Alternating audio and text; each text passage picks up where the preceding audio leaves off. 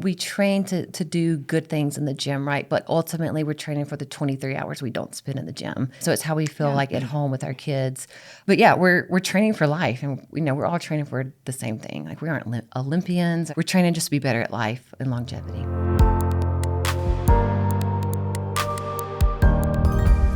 I think the question we ask a lot of people when they ask specifically about nutrition, and I know Athena gets this more than me, is, you have like the keto diet, you have the intermittent fasting, you have Mediterranean, paleo, like all of these regimens out there. And the question is, do you see yourself doing this a year from now, 2 years from now, 5 years from now? Is it sustainable? Are you miserable on keto? Like, is it interfering with your life as far as like you're stressing yourself out because you can't have the half a bagel or you can't have the bite of ice cream? So for me, going back to the original question as far as the meals go, if you're eating, say, 3 meals a day, and you're getting the amount of calories you need, you're getting the amount of nutrients and macronutrients, then awesome. But if you can add in the 2 snacks as well for, 5 kind of smaller meals, I think that's great as well. That's personally how I eat. I get hangry. So if I start getting snappy, my husband says, "How long has it been since you've eaten?" So, and I'm like, oh, yeah, it's been a couple of hours. So, it helps sustain your blood sugar and it enhances your mood as well. So, yeah. Yes. So we can actually, that could be another podcast, but still, including healthy food choices and watching your, being mindful too of your portions and whatnot. It counts, when you're eating. So, if you're going to eat 3 meals and 2 snacks, but your portions are, really huge, it's not going to help you with your, weight loss goal either. So being mindful of that as well.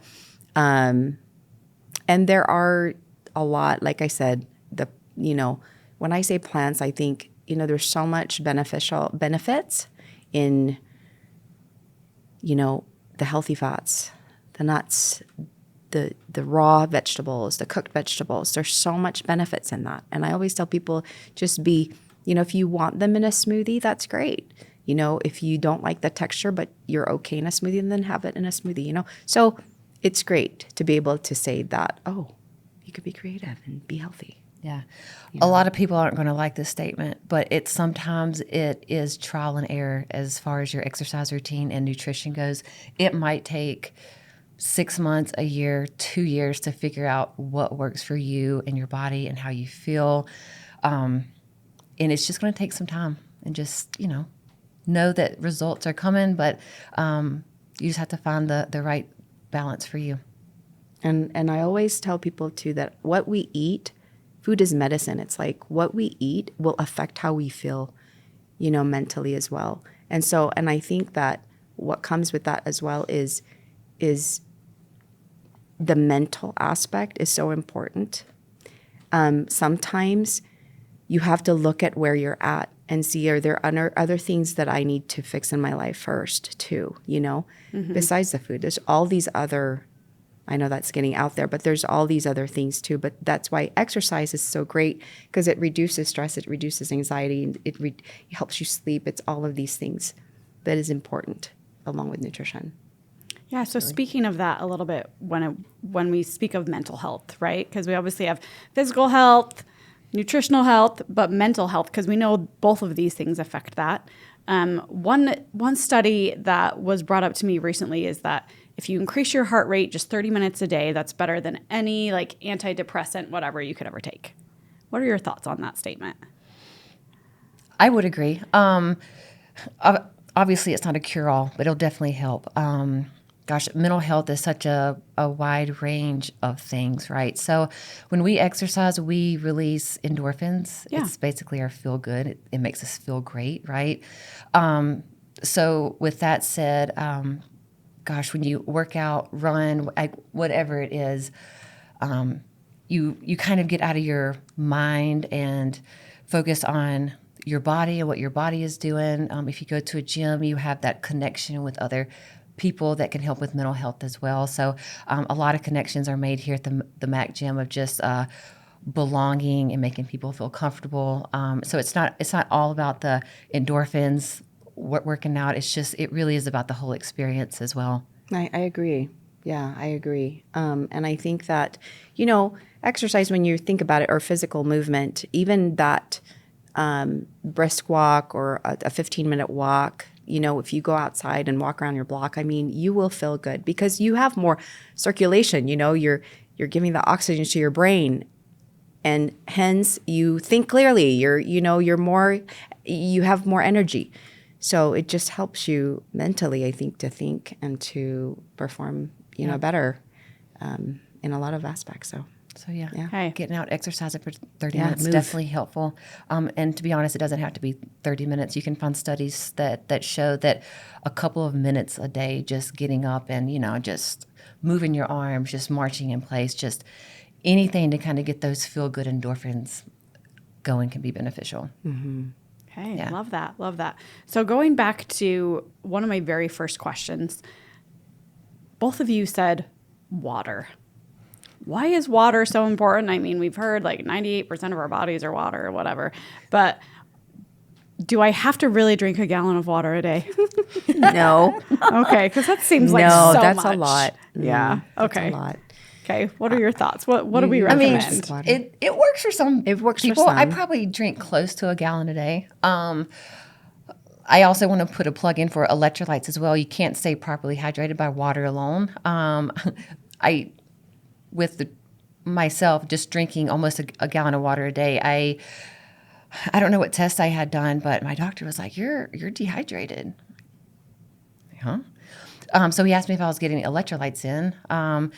I was not. So I started adding in electrolytes in my morning. So I don't do the lemon in the water, but I do my electrolytes in the morning as well.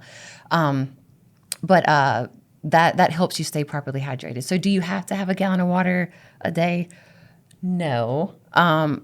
I always say a general rule of thumb, and Athena can put her take on this as well, but half your body weight in ounces would be awesome. So if you're a 150-pound individual, if you can get 75 ounces of water in, that's awesome. Yeah, like 64, 70, 70 ounces is great. But the thing is again, I'm going to plug in food. You also get water from fruits and vegetables. So if you get, a variety of fruits and vegetables, that is also going to help you with hydration. So I'm always putting the plants in there because I believe in it. So, but water is very important. So we get, liquids in other sources, but just water. Water is so crucial. So, Okay, love Yeah. it. Well, and speaking of water and nutrition and all of these things, because I think all of these have a hand in hormones as well, right? So when we're talking about hormones, is it true that hormone imbalances can keep me from losing weight or force me to gain weight? Or how do I help manage those? Is exercise and nutrition, I'm assuming, helping with that? yeah. Give us all the details, you guys.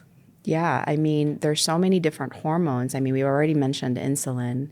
That's a hormone that is produced by the pancreas when you eat food. It's like a gatekeeper. It's like a key to open up those cells to, if you eat an apple, it needs to go into the cell very efficiently.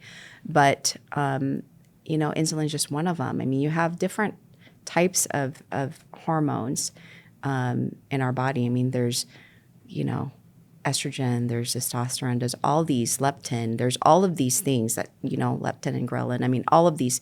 But the balance is so important. And I think when we look at our lifestyle and your food choices and are you getting enough sleep? Are you drinking? Are you smoking? All of these things affect, hormonal balance as well. So now, having said that, there are some people that may have to go into a specialist and a doctor to see, do they really, their thyroid, how is their thyroid level? There's things like that they need to also have checked, right? So going to your doctor, your physician is going to be very important. But I think that all of these things that we're talking about with exercise, sleep, stress, those all play into hormone balance as well, and exercise and just good nutrition. Yeah, I absolutely. really believe in that. Yeah. If you haven't had your blood work done recently, I would encourage you to do that. Personal story, a couple years ago, I felt like I was needing to crawl around. I was like planning my days around like when I needed to take naps, and it was a struggle for me to like say hey to people. Like that's not my personality at all. So went in, had some blood work done, realized some of my hormones were off, got those fixed, and I feel amazing.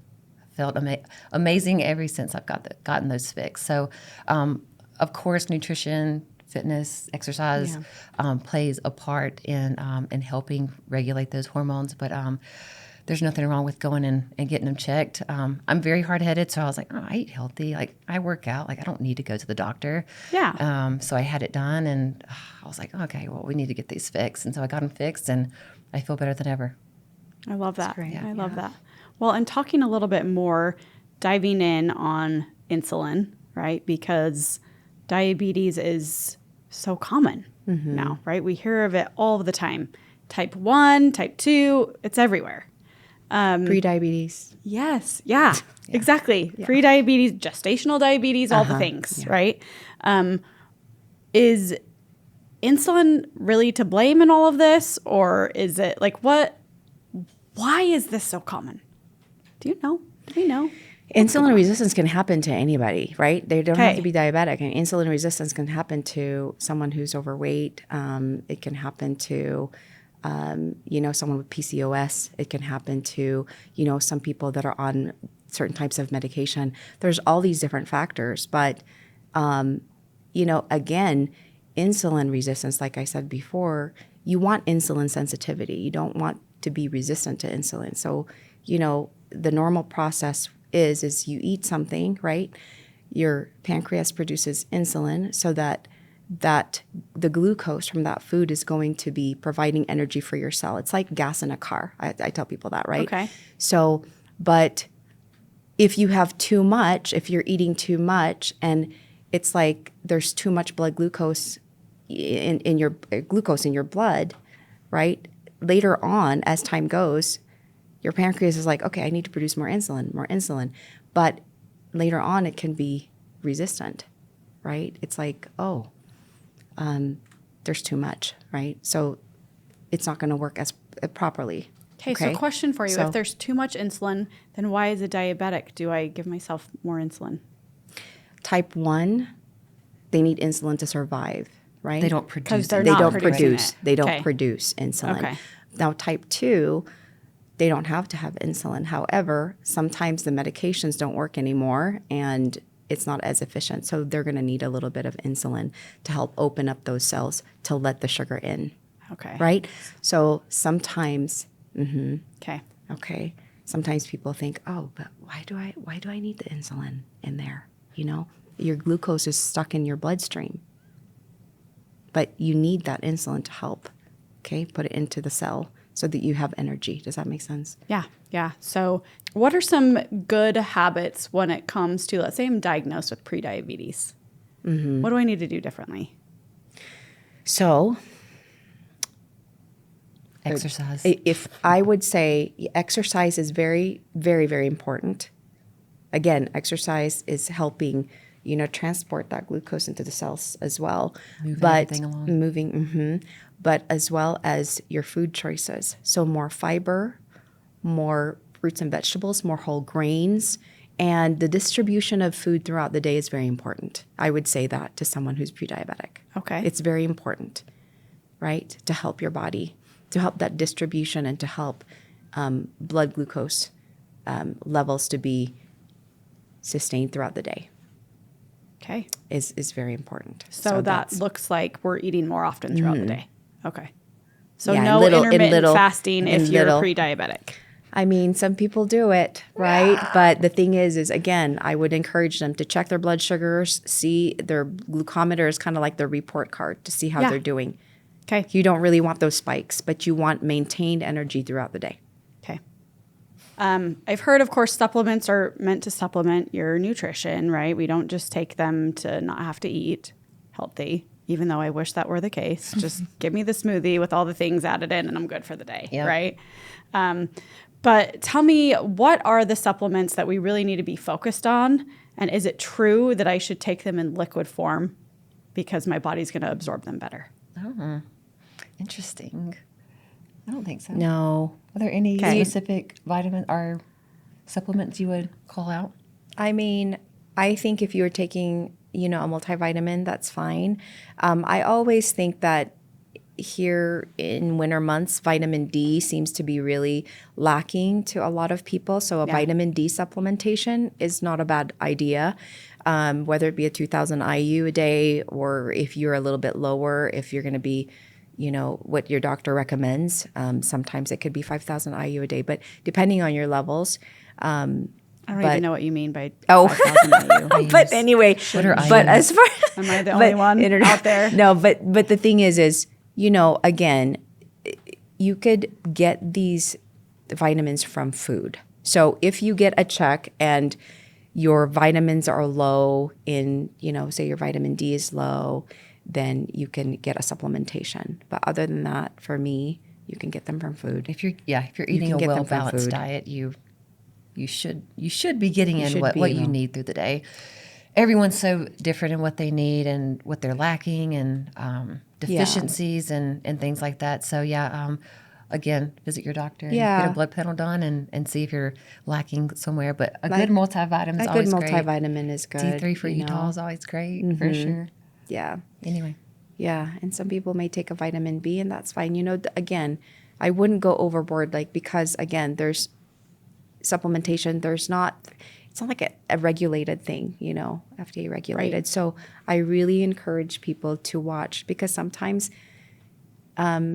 you want to take care of your kidneys. You want to take care of your body. You don't want to, do you know what I mean? So Kind of to round things up a little bit, I am curious, what is the ideal body fat percentage? And how do I calculate that? body fat percentage, it looks different for male and female. Female is going to be somewhere between like 19 and 32, I believe. Could be wrong. Few percents off. Male around, I believe it's like 16 to 22, 15 to 22, something like that. Okay. There's a couple of different ways to configure your body fat percentage. There's a BIA, which is like a handheld device that you see at a lot of gyms. I have one at my desk. You basically put in your height, weight, male, female, it asks some other things. You hold onto it tightly, and in 10 seconds, the magic appears, and it gives you your body fat percentage. Wonderful. So you can do it that way. There are scales, smart scales now that do your body fat percentage. I will say with the BIA, the scales, the in-body scans, those could be anywhere between 3 to 5% off. They're not going to be super accurate. It'll give you a rough idea of where you are. The most accurate way is hydrostatic weighing, which is underwater weighing. We don't have that here. They might have it at the U, I'm not sure. But we actually have the DEXA body scan that comes here to the Mountain America Center, and I think also our Tanner building. I believe they will be here coming up soon. But it's an in-body scan. So basically you're like lying down, and there's a scan that very, very slowly goes over your body. It tells you how much body fat's in your right arm compared to your left. Same with your leg. It measures bone density as well. So if you're not able to catch it here at the Mountain America Center, you can always go to their office as well. Okay. So there's a couple different ways to figure your body fat percentage. I feel like body fat percentage is something you should go off of, not your BMI. Your BMI is a height to weight ratio. Still a good number, So it's a height to weight ratio. So if you lose weight, your BMI will go down. It doesn't take into consideration muscle mass. So if you can do your body fat percentage via the DEXA body scan, that's going to be your most accurate way to see your results. Okay. Yeah. yeah, I agree. Yep. Okay. Okay. Awesome. Any other fads out there that we need to debunk that we haven't addressed?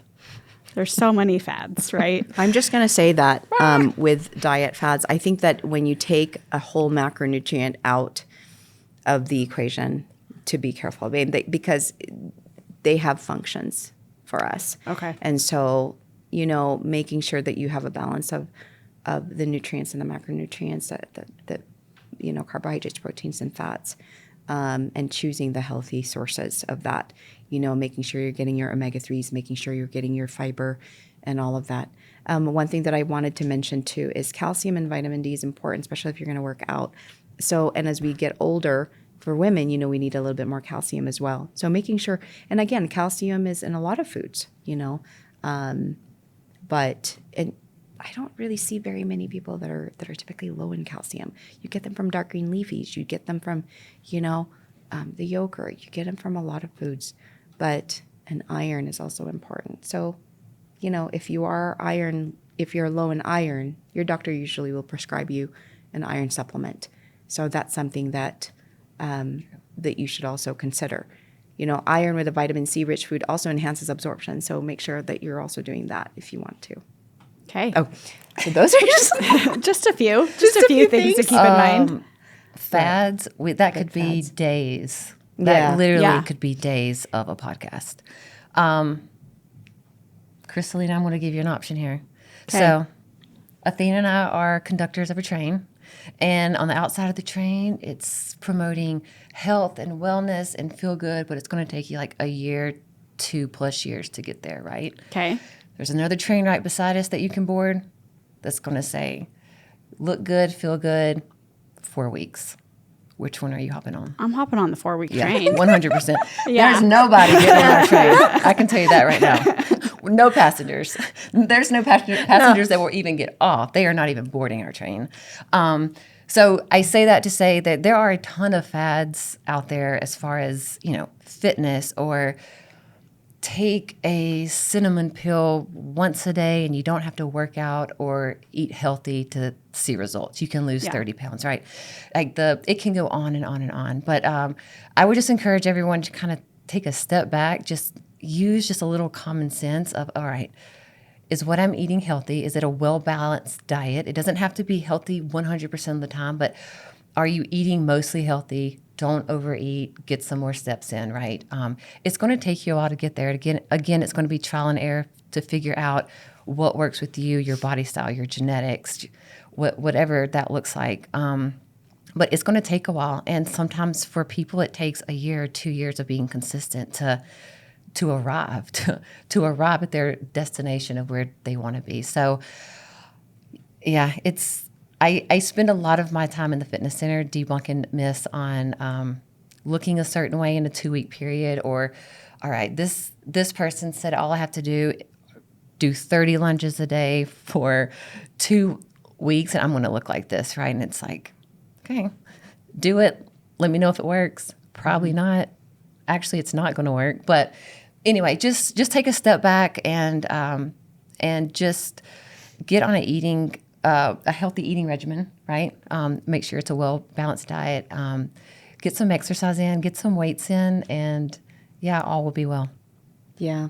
I mean, I agree fully. So I feel like, again, look at where you're at. If you're the type of person who, there's so many different scenarios, but I will just say, as a registered dietitian, I will just say, how are you with fruits and vegetables? Do you like them? How do you like eating them? Or what kind of carbohydrate foods? I will always tell you that carbohydrates are your friend, but there are good sources, healthier sources. So how are you implementing that during the week? And then I'm going to challenge people to just say, maybe have, 2 servings of fruit a day, and for some people that's a lot. For some people it's not. And picking those sources, and same with vegetables. How much are you having? But that really, along with movement, any type of movement. If you love to dance, go dance. Like if you love to, I love Zumba, so Zumba for me is fun, right? So but anything, hiking, anything movement. But also it helps you with the stress, and I think that all in all it's going to. If you have less stress, if you're getting more sleep, if you're drinking more water, all of that helps with well-being. Okay, love it. Anything that we need to be aware of in particular as we age, right? We're obviously not going to be maybe going as hard at the gym as we would like because, I don't know, sometimes I wake up and I'm like, oh, I I hurt just from sleeping. Yeah. You know, what are your thoughts? What are your thoughts? My thought is it's human life. Our body deteriorates as we get older. Again, find something that keeps you moving. Is that gardening? Is it mowing the lawn? There's a ton of things you can do, right? Just be aware that movement is medicine. Absolutely. There are some things that you might have to work around being older. I have a 93-year-old Meemaw that's she's a retired nurse, and she knows the importance of movement. So she can't move well, but she moves from one room to the other, just cleaning up, or she goes up and down the stairs, which she probably shouldn't, but she does because she knows the importance of movement. It's not going to look the way it does when we're 60 as it did when we were 20, unfortunately. But just find something that you like to do, and everything's not going to feel great most of the time, but stretching, is it yoga? Yeah. There's, and I did chair exercises, and I taught them and when I was working for Kaiser, and I would have age 20 to 93 in my class, like 60 people. And I loved it. And I loved seeing how, they were there all the time, and they just embraced their stage. And, if you're slower than the person next to you, but you're having such a great time because, you love the music and you're just moving, that is what counts. It's your mental, it's your physical. And I feel like that's so important when you're longevity. So embracing that. And some people that were in my class had chronic conditions as well, but they were doing it so that they could, better their life. I mean, they could help their blood sugars become better. There's all these different reasons, but whatever it is, finding what you love and maybe you don't know until you try. So that's both food and exercise. I think that's important. So, but I loved doing that class. It was just amazing. Well, whether it's a class at the gym, like whatever it is, we train to do good things in the gym, right? But ultimately, we're training for the 23 hours we don't spend in the gym. So it's how we feel like at home with our kids, dogs, however that looks as well. So it's just my fur babies. Yeah, I want to be able to run with them, but we're training for life, and we're all training for the same thing. Like we aren't Olympians or NBA players, but we're training just to be better at life and longevity. Yes. That's great. And even when you are limited, I feel like when you can move and you find something that you're like, wow, I was able to do that accomplishment, I think it makes you feel good. And you're like, wow, maybe I can try a little something different, or I'll push myself for another 5 minutes. Right. Yeah. So, but I think that's awesome when I see people like that. It's very motivating, and it's very like, they truly are enhancing their, their health, their life. Okay. Sure. Well, I have a few more questions for you. Athena, this one's for you. Gosh. If there was one food that maybe you wish everyone would eat more of, or just one food that you're like, eat this and I promise you're going to get what you need out of it. Do you have one? Lentil soup is one of my favorites. And I think lentil soup, green lentil soup is awesome. And, you can put so many things in there. You could put sweet mini peppers. You could put spinach. You could put garlic. There's all these things you can do to make it such a nice, savory meal. And it's a heart-healthy meal, and it's going to give you energy because it has protein. I love lentil soup. So lentils, and I do it for summer. I do it for winter. But I do love lentil soup, and I do love broccoli. Oh, I know that's hard for some people, but I do love broccoli. So, okay, lentil soup and broccoli. Okay, all right. Brittany, if you could tell everyone to do one exercise, what would it be?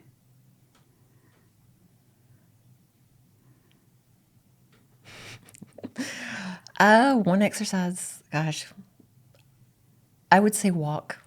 Okay. I would say walk. Yeah. I was about to name like 4 others. Okay, top 4. Plank, we have to know. Walk, plank, squats, push-ups. Walk. Those would be my top 4. Okay. It's my story, and I'm sticking to it. All right. So, Okay. yes, Awesome. and I want to add oatmeal there too. I love oatmeal. Oatmeal is not Okay. just a breakfast food, so I just have to tell that to people. You can eat oatmeal any way. You can eat them so many different ways, and Okay. it's very healthy. I love it. Dina likes it when she talks about oatmeal. She Wow, does. I need to go eat a bowl of oatmeal now. She does. She does. Like she smiles. She starts glowing. All the things. I know. Yes. Gosh, I love it. Okay, so just in summary, in everything I've heard you guys say today, it depends. Do what's best for you, but we're gonna walk, squat, plank, do push-ups, eat our oatmeal, lentil soup. That's gonna be a hard sell, Good broccoli. and our broccoli. I love it. That's going to be a hard sell. I know. Oh, can I just use the fruits and vegetables? That's all I'm going to say. Fruits and Okay. vegetables. They can choose. Okay, all All right. right. Okay. See, Do you like it that? depends. Can we Depends on do what you it? like. Just be You can pick and flexible? choose. Yeah. I like it. That's Awesome. all you need. Yeah. That's all you need. Check it off the list. Okay, so one more question for you about sugar. Right? Because we hear all this messaging out there that, oh, Americans are addicted to sugar. I have a brother that actually lives in Europe, and he thinks it's hilarious that we all walk around with these tumblers. He's like, that is so American. We don't have those anywhere else in the world because you guys all drink your soda all day long.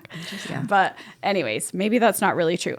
So tell me, when it comes to cutting sugar, what's your advice on getting that out of our diets? And then are there other substitutes that are good for sugar for those that are diabetic that need to be avoiding it?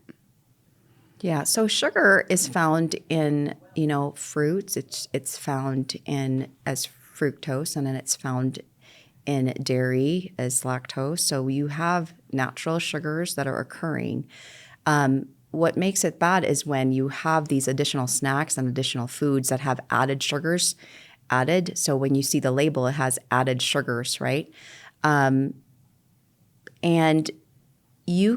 American Heart Association actually recommends for a male and a female. Male usually like 35 grams of sugar per day, and then for a female about 25. So when you kind of calculate that as a teaspoon, it's about 7 to 9 teaspoons. But the average American usually gets about probably like 18 teaspoons a day of sugar, right? wow. A day. Okay. So when you look We're at way added off. sugars, Okay. yeah. So if you look at the added sugars and you want to add how much added sugars you're having, you could do that. Obviously, cookies, cakes, pastries, those all have added sugars in them. So you can look at their labels because you'd be surprised at how much they do have. But if you are going to eat something like a yogurt, that's going to have a naturally occurring lactose.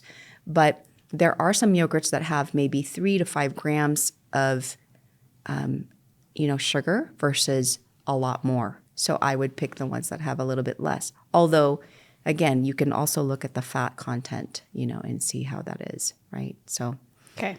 there's different ways of seeing that. But yes. Okay. And for those of us that might be diabetic, are there good substitutes for sugars? Or do we just It's say not a substitute for sugar. I mean, because carbohydrates turn into sugar.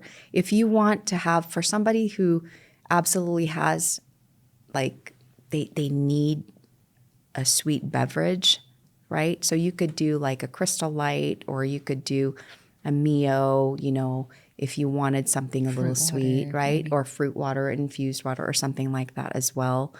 And if they do that once in a while, I'm okay with that. Like, that's fine. So I know people that their blood sugars have remained okay with doing that. okay. So does that answer the question there? I mean, because if you're going to, again, you can have, a diabetic can actually have any food. It's the amount, it's the portion. So that's what you want to look at, is how much are you having? Okay. Love that. Right. Well, and speaking of foods we can and can't have, or maybe don't want to have, right? I feel like one thing that we're seeing a lot more come up is, oh, here's our alternative meat, right? For those that are vegan or vegetarian. But then when you look at some of the ingredients in the alternative meat, it's like, oh, good grief, is this worth it? What are your thoughts on that? What do we need to maybe watch out for? So a lot of times if you are looking for a meat alternative, looking at the label is important, and a lot of them will have higher sodium content. Obviously, they will put a lot of additives to these to enhance richness and flavor or the texture, so the more whole ingredients, I guess, that they put, it's going to be less processed compared to maybe other brands that have more of the pea protein or the soy protein. Sometimes when they are more processed, then they are going to have a lot more sodium. Okay. Okay. So just label reading is important when you're choosing that. So yes, when it comes to alternative meat alternatives, you'll find that it's going to be a lot more high in sodium. Sodium. Is it higher in fat? Some of them are not. It just depends on the brand. There's so many brands that come up all the time, but again, they have to put additives to enhance the palatability of it and the texture and the richness and all of that. But then again, they're going to be putting more additives into these. Yeah. So, okay. Okay. So just watch out. Yes. Okay. And the reason why I'm going to ask is, why are they doing that? Why are they choosing more of a meat alternative? Again, you can get your protein from chicken. You can get your protein from beans. Try to get them from, those sources as well. Yeah. And you can just add herbs and flavor them yourself using, more herbs and low sodium alternatives. That would be a better choice. Yeah. Okay. Okay. So. Just to kind of sum up what we've learned today, we're going to eat our lentil soup and our broccoli and our oatmeal. We're going to walk, plank, do squats and push-ups. Yes. Okay. And if we want more of a detailed plan than that, and you're a Mountain America employee, you can come and make an appointment with Brittany or Athena. Yes. If you're not a Mountain America employee, you can become one and then make an appointment, right?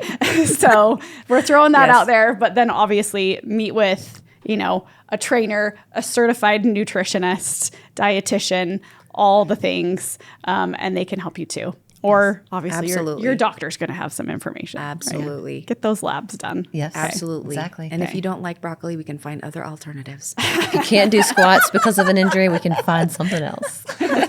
I love it. Well, thank you both for joining us today. I know I have learned a lot. Hopefully all of you have as well. And love the shift from hardcore finances and budgeting to really talking about, these other things that are important and will provide wealth in our life as well. So thank you both so much. Thank you. Thank you. Yes. And Thank you. Thanks to all of you for joining as well. And we will see you on the next episode of Guiding You Forward.